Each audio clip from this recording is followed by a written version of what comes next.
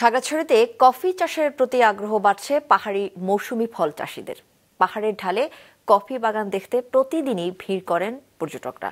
Khagrachari reporter কানন আচার্যের পাঠানো তথ্য ছবিতে ডেস্ক রিপোর্ট। খাগড়াছড়ির উঁচু নিচু পাহাড়ের ঢালে চাষ করা হচ্ছে অ্যারাবিকা ও রোবাস্টা জাতের কফি। হালকা ছায়াযুক্ত স্থানে জুন মাসে রোপণ করা হয় এই দুই জাতের কফি চারা। ফল পুরোপুরি পাকতে সময় লাগে ডিসেম্বর পর্যন্ত।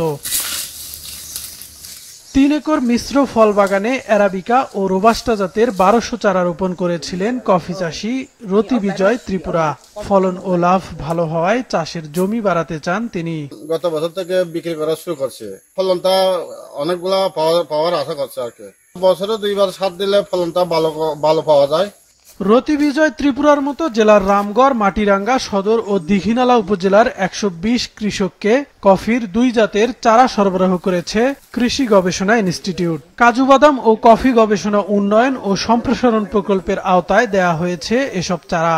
এখন অবধি আমাদের এই কফি চাষের ক্ষেত্রে কোনো প্রকার কীটনাশক বা ফাঞ্জিসাইড স্প্রে করতে হয় না। এবং একেবারে প্রাকৃতিক ভাবেই কৃষক এটিকে চাষাবাদ করতে পারবেন। প্রকল্প পরিচালক জানান ৯ জেলায় কাজু বাদাম ও কফির নতুন জাত উদ্ভাবনে গবেষণা শুরু হয়েছে। প্রকল্পের মেয়াদ শেষ হবে ২০২৬-এর জুনে। আমাদের প্রকল্পের উদ্দেশ্য ছিল কফির 2টা বাংলাদেশে চাষযোগ্য জাত উদ্ভাবন করা। আমরা সেই উদ্দেশ্যটা সফলভাবে আমরা বাস্তবায়ন করেছি এবং আমরা 2টা জাত উদ্ভাবন করেছি। সেখান থেকে আমি চারা কলম উৎপাদন করছি এবং সেই চারা কলমটা সীমিত পর্যায়ে যে আমাদের যে মেইন যে স্টেক হোল্ডার কৃষি সম্প্রসারণ অধিদপ্তর তাদেরকে আমরা অফিসিয়ালি এই চারা কলম হস্তান্তর করেছি। এ পর্যন্ত আমাদের প্রায় ১৮৬.৯ হেক্টর জমিতে আমাদের কফির চাষ করা হয়েছে। বিভিন্ন উপজেলায় কফি আমাদের কৃষকরা হারভেস্ট করছেন এবং তারা কফির যে বিনটা সেটা তারা ৬০০ থেকে ৭০০ টাকা কেজি ধরে বিক্রি করছেন। এই প্রকল্পের কার্যক্রম আরও চলবে আগামী 1 বছর পর্যন্ত। এর মধ্যে আরও অনেক বাগান সৃজন করা হবে।